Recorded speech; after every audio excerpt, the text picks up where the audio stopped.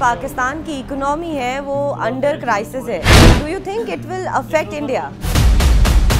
पाकिस्तान का कंपैरिजन भारत के साथ नहीं किया जा सकता, श्रीलंका, घाना, नाइजीरिया के साथ किया जा सकता है क्योंकि ये उनसे भी आगे निकल गए हैं। पाकिस्तान के जो प्राइम मिनिस्टर है ना, शहबाज शरीफ, वो कहते हैं आज हम किसी दोस्त मुल्क को अगर फोन भी करते हैं तो उनको ऐसा लगता है कि हम उनसे भीख मांगने आ रहे हैं। जितनी इनकी कमाई है उसका 50% ये EMI भी नहीं, इंटरेस्ट चुकाने में लगा देते हैं। आज पाकिस्तानी रुपये 275 रुपए डॉलर का है, हमारा रुपये 81 रुपए डॉलर का है। प्रिय पाकिस्तान, हमारी छोड़ो, अपना रखो ख्याल। गाड़ी में पेट्रोल भरवाने के लिए भी बेचनी पड़ सकती है आपको किडनी, अगर ऐसा ही रहा आपका हाल। बिजनेस की फील्ड में इंटरेस्ट है तो ये नामुमकिन है कि आपने डॉक्टर विवेक बिंद्रा का नाम नहीं सुना होगा। India's top business coach and motivational speaker is here with us today on TV9 Bharatvarsh. Welcome Vivek. धन्यवाद, thank you very much Divya Kochar ji. Vivek ji, you are a business coach and you understand money matters very well. तो इसी से related एक सवाल है मेरा आपके लिए कि जो पाकिस्तान की इकोनॉमी है वो अंडर क्राइसिस है, तो what you think what went wrong for them and do you think it will affect India? Affect India तो हाँ, नेचुरली कुछ इफेक्ट तो इंडिया को करेगा क्योंकि अब पाकिस्तान जब ज़्यादा कमज़ोर होगा, जैसे कि यूएस से अब हट करके चाइना का वहाँ पे इंटरवेंशन बढ़ा है। चाइना आज अपना 30% आर्म्स का सप्लाई एक्सपोर्ट वहीं कर रहा है। पाकिस्तान का मैक्सिमम एम्यूनेशन सारा चाइना से आ रहा है। पाकिस्तान जितना कमज़ोर होगा, चाइना वहाँ पे उसको और ज़्यादा मजबूती से और अंदर प्रवेश कर जाएगा और उनको पैसा देगा और कर्जे के ट्रैप में फंसाएगा। पूरी की पूरी इकॉनमी को कंट्रोल करेगा चाइना पाकिस्तान की, जैसे उन्होंने श्रीलंका के साथ में किया। तो वो हमारे को तो इम्पैक्ट करेगा जब चारों तरफ से हमारे दुश्मन बढ़ते हैं। वैसे पक्का ये आपने पूछा पाकिस्तान के विषय में, पाक ने कटवाई अपनी नाक, उसका नाम अब पाकिस्तान नहीं राखिस्तान या राख यानी कि राखिस्तान या खाकिस्तान, खाक हो जाना चाहिए। क्योंकि इस समय मैं सबसे पहले कहना चाहता हूँ पाकिस्तान का कंपैरिजन भारत के साथ नहीं किया जा सकता, श्रीलंका, घाना, नाइजीरिया के साथ किया जा सकता है क्योंकि ये उनसे भी आगे निकल गए। पाकिस्तान में लाखों लोग मेरे वीडियो देखते हैं, मैं नहीं चाहूँगा पाकिस्तान डूब जाए, पर एक बार किसी ने, मैं चुटकुले में समझाता हूँ आपको, कि सोनू नाम का एक लड़का था, उसने पूछा एशिया का सबसे अमीर देश कौन है, तो मोनू ने उसे कहा कि पाकिस्तान सबसे अमीर है। तो सोनू ने पूछा ऐसा क्यों, तो मोनू बोला यार क्योंकि वो 300 रुपए किलो चावल खाते हैं, 500 रुपए किलो टमाटर खाते हैं, 250 रुपए लीटर पेट्रोल डलवाते हैं और जो है दूध भी पीते हैं 300 रुपए लीटर। तो यानी कि वहाँ सब कुछ इतना महंगा हो चुका है। पाकिस्तान के जो प्राइम मिनिस्टर है ना, शहबाज शरीफ, वो कहते हैं आज हम किसी दोस्त मुल्क को अगर फोन भी करते हैं तो उनको ऐसा लगता है कि हम उनसे भीख मांगने आ रहे हैं। हम दूसरे देशों से हाथ मिलाते हैं, ये उनके आगे, हम यानी कि इंडिया दूसरे देशों से हाथ मिलाते हैं। जो हमारे प्रधानमंत्री, ये दूसरे देशों से हाथ नहीं मिलाते, उनके आगे हाथ फैलाते हैं। फर्क बड़ा आ गया। आपको बताता हूँ, फेडरल मिनिस्टर ऑफ प्लानिंग जो है उनके अपने एहसान इकबाल, वो कहते हैं कि मैं नेशन को कह रहा हूँ कि भाई चाय कम पियो। उस समय यूएस सेक्रेटरी जो हुआ करती थी मेडेलिन एल्ब्राइट, 26/11 में 2008 के अंदर जब उन्होंने हमला किया था तो बोले पाकिस्तान जो है वो इंटरनेशनल माइग्रेन है। और आज 2008 से 15 साल के बाद आज भी ये बात उतनी ही सच है क्योंकि इतनी अनस्टेबल गवर्नमेंट रही, एक्सट्रीम करप्शन रहा है वहां पे। पाकिस्तान की सबसे बड़ी दिक्कत क्या है सोचो, सबसे बड़ी दिक्कत पाकिस्तान की है कि वो डिटर्जेंट की ऐड आती थी, तुम्हारी कमीज मेरी कमीज से सफेद कैसे। ये अपने गिरेबान में मत झांको, हिंदुस्तान को कैसे बर्बाद करे, बस इसी की राह ताको। इसीलिए खुद के पैरों पे खड़े होने से ज्यादा उन्होंने सारा ध्यान भारत के पैरों को कमजोर करने पे लगाया। पाकिस्तान अपने पांव गंवा चुका है। कोई भी देश अपने इकोनॉमिक पावर को मजबूत करे, उससे मिलिट्री पावर मजबूत होती है। ये उल्टा चलते हैं, ये मिलिट्री पावर को मजबूत करते हैं, इकोनॉमिक पावर को मजबूत नहीं करते। देखो मैं आपको समझा देता हूं, वैसे देवी जी आप समझो दीजिए कि मिलिट्री सपोर्ट को आप खरीद सकते हैं, इकोनॉमिक सपोर्ट खरीद नहीं सकते, वो उधार लेना पड़ता है। दोबारा समझाता हूं, आप आर्म्स, आप जो है आप तीनों तरह की जो आपकी सेना होती है, जल वायु थल, तीनों प्रकार की सेना जो है उसको आप खरीद सकते हो बाजार से, पूरी दुनिया से, लेकिन पैसा आप खरीद नहीं सकते, पैसा उधार लेना पड़ता है। तो ये आज दिक्कत क्या है कि इनको पैसे से अगर ये मजबूत हो जाते हैं तो दुनिया से आर्म्स खरीदते हैं। ये आर्म्स खरीदने में पैसा लगाते हैं, पैसा दूसरों से उधार लेना पड़ता है। ये हमारा हमसाया मुल्क है पर दूसरों के पैसों पे जीता आया है। हमसाया मुल्क है, दूसरों के पैसों पे जीता आया है, कभी चीन, कभी अमेरिका, कभी IMF, और उसका इस्तेमाल भी अपने विकास की जगह दुनिया को नाश करने में लगाता आया है और दूसरों के पैसों पे जीता है। जो पी है ना पाकिस्तान में, वो ऐसा है दिव्या, समझो परेशान पड़ोसी, वो है पी। पाकिस्तान का पी है परेशान पड़ोसी। दिव्या आपके घर के आसपास जरूर ऐसे पड़ोसी होंगे जो बड़े फ्रस्ट्रेटेड नेबर होते हैं, बालकनी में बैठ के देखते रहते हैं कि पड़ोस के घर में क्या नया आया, कौन सा फ्रिज आया, कौन सी गाड़ी आई, कौन सा टीवी आया। हमारे पास, भारत के पास दूरदृष्टि है, इनके पास दूरबीन है। ये हमारी दूरदृष्टि है, विजनरी है, ये दूरबीन से बैठ के देखते रहते हैं और इनके पास जो दूरबीन है हमारी सक्सेस को नोट करने में ये पूरी तरह से लीन है। पाकिस्तान एक फास्टेस्ट ग्रोइंग इकोनॉमी हुआ करता था 1960-17 में, आज 22 करोड़ लोग उनके बिना बिजली के जी रहे, अब उनको भीख भी नहीं मिल रही। 75 साल की आजादी के बाद पाकिस्तान का यह हाल है। दूसरे देश को फूकने के लिए अपना पैसा जला दिया, आज इनको वक्त पे पैसा मिलने के लिए हर आदमी ने रुला दिया। पाकिस्तान क्या कहता है, if one can do let him do, if none can do how can I do. तो पाकिस्तान सोल्यूशन ओरिएंटेड नहीं है, साउथ एशिया की सबसे कमजोर कड़ी, कर्जों पर इनकी इकोनॉमी खड़ी। आज क्या है, जो नॉम चोकसी जो है यूएस इंटेलेक्चुअल, पाकिस्तान कभी भी भारत की सैन्य शक्ति की बराबरी नहीं कर सकता है, वो कहते हैं ऐसा, लेकिन ऐसा करने के चक्कर में उसने अपने देश का बेड़ा गर्क कर दिया। ये लोग इंडिपेंडेंस के टाइम पे अपना देश मांगते थे दिव्या, पर आप देश को चलाना हो रहा है भारी और मांगने की आदत आज भी है इनकी जारी। आज आपको बताया हूं डेट टू जीडीपी रेशियो इनका 70% है, यानी कि जितना इनका जीडीपी है, इसको ऐसे समझो, जितनी इनकी कमाई है उसका 50% ये ईएमआई भी नहीं, इंटरेस्ट चुकाने में लगा देते हैं। आज पाकिस्तानी रुपये 275 रुपए डॉलर का है, हमारा रुपये 81 रुपए डॉलर का है। इनका इन्फ्लेशन रेट 27% है, इनकी 40% जो पॉपुलेशन है वो भयंकर गरीबी रेखा के नीचे है। फॉरेन रिजर्व इनके पास है ही नहीं, $3 बिलियन। ऐसा बताया जाता है कि 2 हफ्ते में इनका फॉरेन रिजर्व खत्म हो जाएगा, उसके बाद ये पूरी तरह भूखा नंगा हो जाएगा। क्षमा चाहता हूं, कठोर बोलना पड़ रहा हूं। 250 रुपए लीटर पेट्रोल, 260 रुपए लीटर डीजल, 210 रुपए लीटर आपका दूध। वहां पे मैं नॉनवेज की बात नहीं करता, पर बताना चाहता हूं ये नॉनवेज खाते हैं, 900 रुपए किलो चिकन हो गया वहां पे। प्रिय पाकिस्तान, हमारी छोड़ो, अपना रखो ख्याल। गाड़ी में पेट्रोल भरवाने के लिए भी बेचनी पड़ सकती है आपको किडनी, अगर ऐसा ही रहा आपका हाल। तो इसलिए मैं कह रहा हूं IMF जिनके पास ये गए हैं, उन्होंने $6 बिलियन जो उनको 2019 में बताया था, अब उसको बचा हुआ $1.1 बिलियन देने के लिए मना कर रहे हैं। पाकिस्तान में भारी शर्तें लगा रहे हैं और आज ये अगर ये इनको IMF ने पैसा नहीं दिया तो उनको खुद पैसा रेज करना पड़ेगा टैक्सेस ज्यादा लेके, और बहुत ज्यादा टैक्सेस इन्होंने लिए तो पहले ही इनका इन्फ्लेशन 27% है, वो 40% हो जाएगा। कुछ ज्यादा टैक्स लोगे और महंगाई बढ़ जाएगी, और महंगाई बढ़ जाएगी, 40% हो जाएगी इन्फ्लेशन। और अगर IMF ने नहीं दिया पैसा, बिल्कुल नहीं दिया, तो इनका इन्फ्लेशन आप जो है 27% IMF ऑलरेडी मना कर चुका है पैसा देने के लिए। वो इसलिए है क्योंकि इनकी बड़ी स्ट्रिंजेंट उनके अपने लॉज हैं, वो कह रहे हैं नियम है हमारे, नियम पालन कर लो, वो दिक्कत हो रही है इनको। और वो 8% अगर इन्फ्लेशन हो गया ना, क्या इनका हाल होगा। मैं बहुत दुखी भी हूं मन से और इनकी गलतियों के बारे में बात भी करना चाहता हूं। नेचुरल गैस प्राइस जो था इनका, वो 16% टैक्स से 112% टैक्स कर दिया। सोचो जिस यहाँ पे गैस का ये हाल हो। भाई जो फिच, जो ग्लोबल रेटिंग देने वाली ऑर्गेनाइजेशन है, उन्होंने IDR होता है इशूअर डिफॉल्ट रेटिंग, कि किसी ने पैसा उधार लिया उसकी क्या रेटिंग है, लौटा पाएगा कि नहीं लौटा पाएगा। जैसे आपके यहाँ पे, हमारे यहाँ पे भी रेटिंग होती है ना कि भाई आपको क्या रेटिंग मिल रही है, आप लौटा पाओगे नहीं लौटा पाओगे पैसा। तो इनकी रेटिंग पहले ही CCC+ थी। AAA अच्छी है, AAA- अच्छी है, BBB+ फिर भी ठीक है, लेकिन CCC+ थे, ये CCC- हो गए हैं। आप सोचो ना, वर्जिन अटलांटिक एयरलाइन ने बोला पाकिस्तान में हम अपनी हवाई जहाज उड़ाएंगे ही नहीं, क्योंकि ना वो उन्होंने फ्यूल और टैक्सेस बढ़ा दिए, ऑन ग्राउंड सपोर्ट ये लोग करते नहीं है। अब कौन है इसके लिए जिम्मेदार? इसके लिए जिम्मेदार कौन है? पाकिस्तान 2 हिस्सों में बटा हुआ है। एक हिस्सा जो पेट्रोल सब्जी के लिए भेड़ की तरह लाइनों में लगे हैं, और दूसरा हिस्सा जो लाहौर के कैनेडियन कॉफी हाउस में सुकून की चुस्कियां ले रहे हैं। ये हिस्सा बना कैसे है? सबसे अनोखी बात बताता हूं आपको। अभी पिछले हफ्ते एक टिम हॉर्टन्स नाम का एक कॉफी हाउस खुला, बड़ा महंगा है वो, और पहले ही दिन में इन्होंने रिकॉर्ड सेल्स करी। पाकिस्तान में किसी कॉफी हाउस ने 61 साल तक वो सेल्स नहीं करी। मैं पढ़ रहा था इनके बारे में, जब इन्फ्लेशन 45 साल में इतनी महंगाई ऊंची है, उसके बावजूद इतने महंगे कॉफी हाउस में लाइन लगा के लोगों ने लाखों रुपए की, करोड़ों रुपए की कॉफी के लिए ऑर्डर देने के लिए पहुंच रहे हैं वहां पे। कौन है जिम्मेदार इसके लिए? इसके लिए जिम्मेदार है इनके कोर कमांडर को ना करोड़ कमांडर भी बोलते हैं। सारे के सारे जो कमांडर इनके आर्मी के थे वो बड़े बड़े करोड़पति हो गए। जो आर्मी के जनरल बाजवा थे ना, वो 12.7 बिलियन पाकिस्तानी रुपए इन्होंने 6 साल में कमा लिए।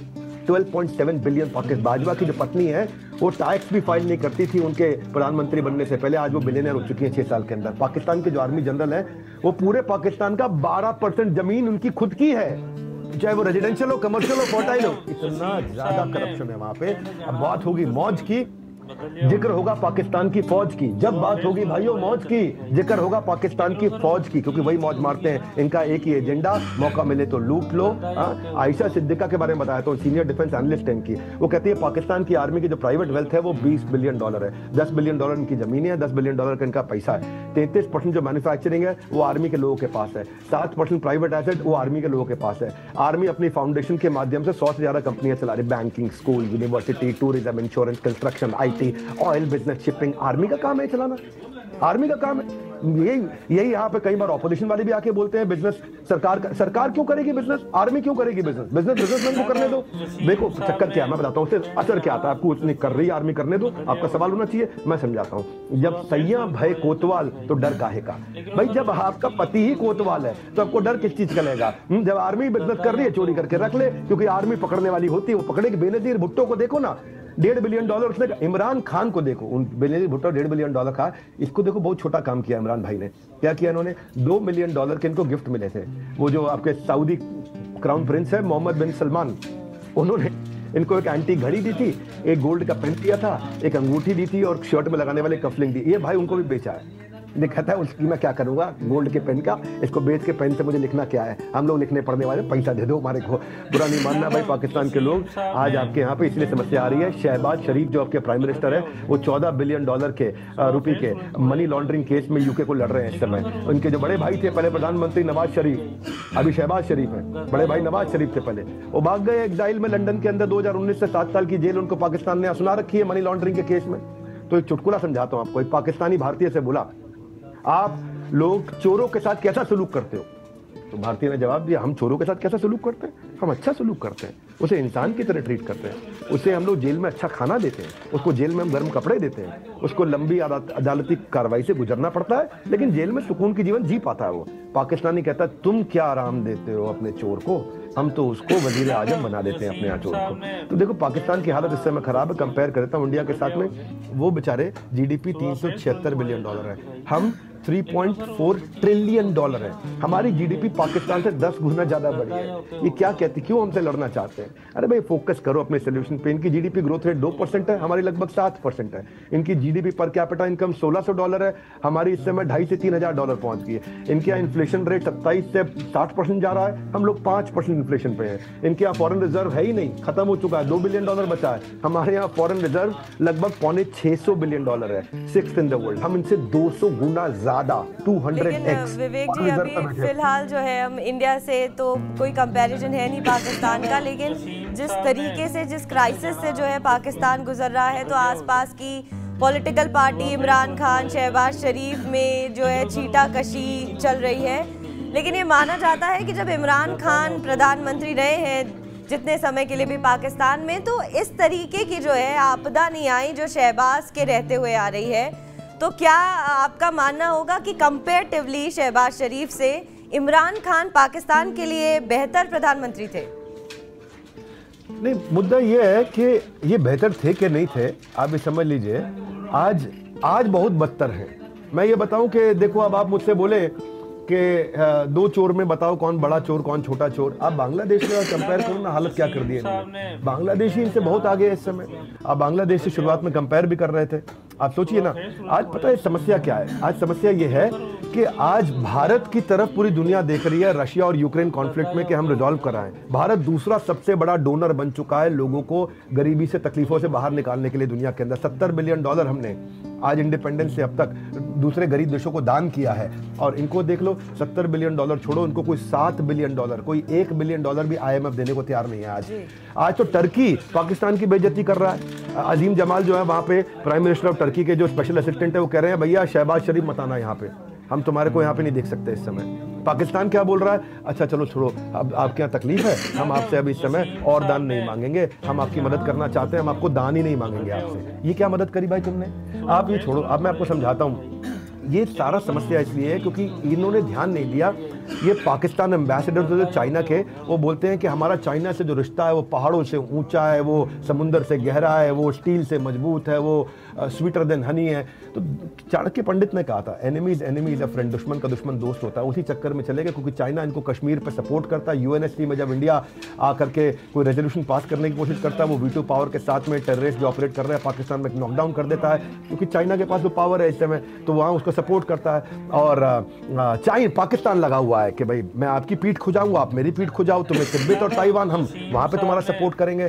तो पाकिस्तान के लिए बेसिकली इंपॉर्टेंट क्यों है चाइना? क्योंकि वो अमेरिकन इन्फ्लुएंस को काउंटर करने में मदद कर रहा है। चाइना जो आज 72% पाकिस्तान की आर्म्स की डिमांड पूरी कर रहा है, 47% चाइना के जो आर्म्स है वो पाकिस्तान को एक्सपोर्ट कर रहा है, बाकी पूरी दुनिया को 53%, केवल पाकिस्तान को 47% आर्म्स दे रहा है इस समय।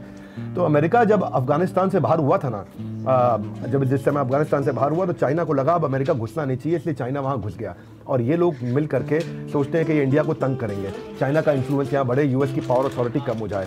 और फिर उसको चाइना को ये भी लगता है भाई मेरी ग्लोबल इमेज अच्छी होती है दुनिया के सामने, मैं खुद को अच्छा दिखा रहा हूँ कि भाई मैंने तो वीकर कंट्री की मदद करी है, पाकिस्तान तो गरीब देश है, माँ की मदद कर रहा है। बहुत बुरा हाल है पाकिस्तान में, इसीलिए चाइना उसका फायदा उठा रहा है। 9/11 के बाद, ओसामा बिन लादेन के बाद में यूएस और पाकिस्तान के रिलेशनशिप खराब हुए थे। तो चाइना भी जो है कर्ज नहीं दे रहा है पाकिस्तान को, क्योंकि शहबाज शरीफ जब से आए हैं तब से अमेरिका से जो है उनके रिश्ते वो बनाने में लगे हुए हैं, और इस चक्कर में जो है चाइना ने भी एक टर्न ले लिया है। और इस वक्त चाइना भी पाकिस्तान की आर्थिक मदद नहीं कर रहा है, सऊदी अरब नहीं कर रहा है, कोई अभी कर्ज देने के लिए तैयार नहीं है।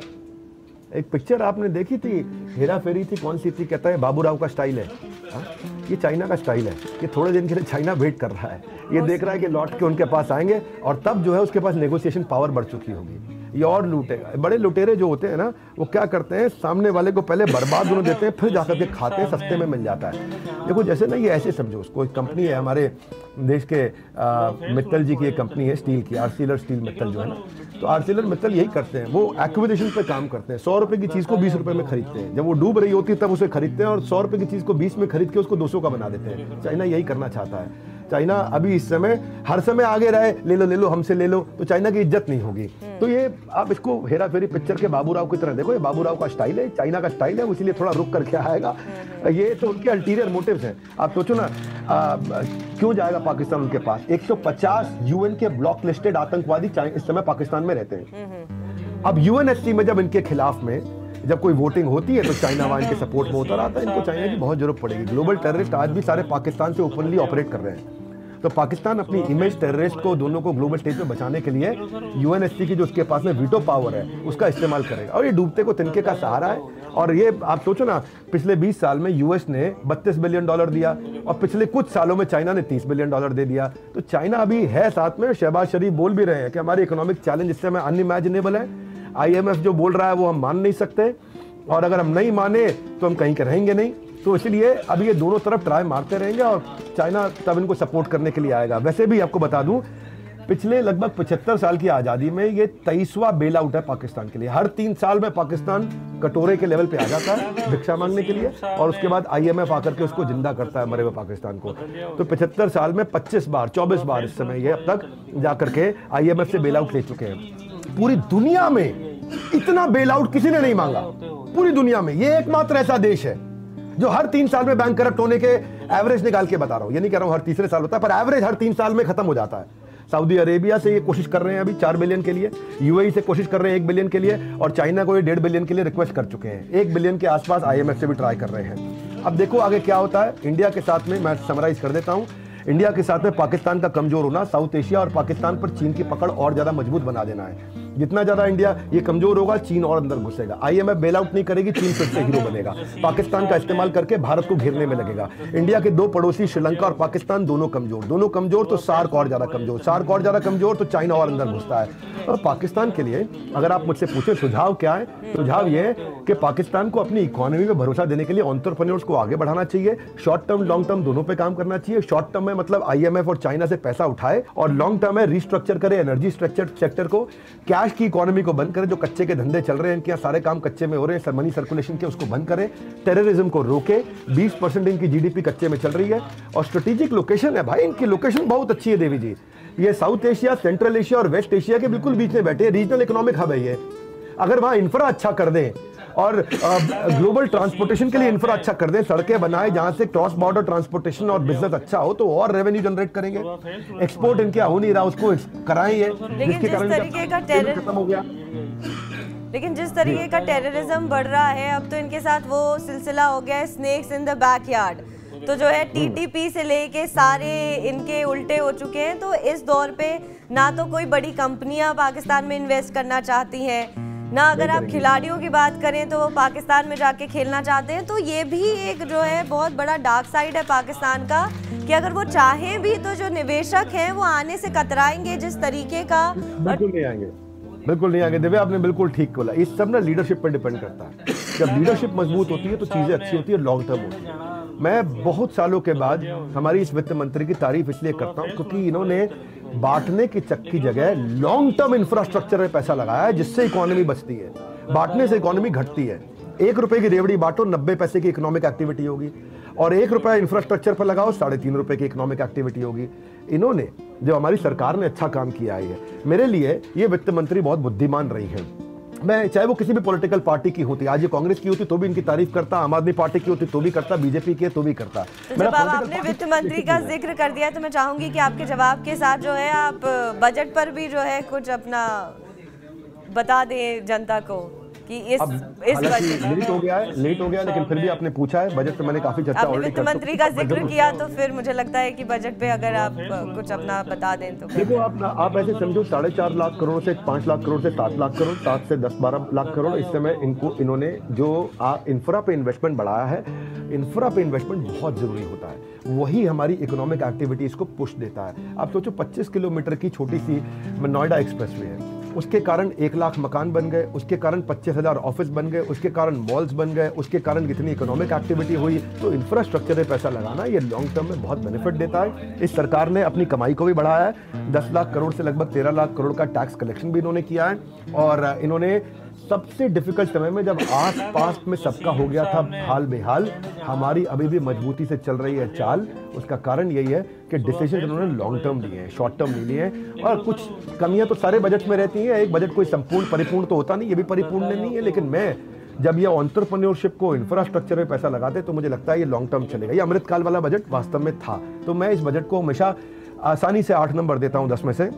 पर बहरहाल आपने, मैं जाते वक्त ये कहूँगा कि बहुत लंबा आप लोग का समय नहीं लूँगा, ये ज़रूर कहूँगा पाकिस्तान के विषय में कि पाकिस्तान में 2 पाकिस्तान है। एक टिम हॉर्टन्स के बाहर लाइन लगाता है, दूसरा एक बोरी आटे के लिए लड़ रहा है। 1 करोड़ के बजट पर जो फौज वाला है, फौज का आदमी 1 करोड़ के बजट पर ऐश कर रहा है, दूसरा IMF की तरफ कटोरा लेके खड़ा है। एक तरफ इनके यहाँ 4 सूबे हैं, एक तरफ सूबा आजाद होने की कोशिश कर रहा है, दूसरा जम्मू कश्मीर के लिए छाती पीट रहा है। एक पाकिस्तान भूख से मर रहा है, दूसरा पाकिस्तान एटमी पावर की शान बघार रहा है। तो वहाँ 2 पाकिस्तान है। यहाँ पे बहुत डुप्लीशियस हो चुका है इस समय देश, लीडरशिप की बहुत कमजोरी है। इसलिए मैं कहूँगा ये वो मछली है जो पूरे तालाब को गंदा कर रही है, और वही मछली इस समय पाकिस्तान है जिसके बारे में अमेरिका ने बोला है कि इंटरनेशनल माइग्रेन है।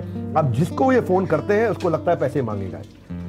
ऐसा होता है जब कहीं रिश्तेदार भी दूर कर लेते हैं सारे रिश्ते, जब समझ में आता सामने वाला तकलीफ में है, इसका फोन आया पैसा मांगेगा। दोस्त भी जब नौकरी चली जाती है, लगता है इसका फोन आया पैसा मांगेगा, फोन उठाना बंद कर देते हैं। इसी तरह दुनिया ने इनका फोन उठाना बंद कर दिया। मैं यही कहूँगा कि इनको लॉन्ग टर्म सोल्यूशंस पे काम करना चाहिए। धन्यवाद।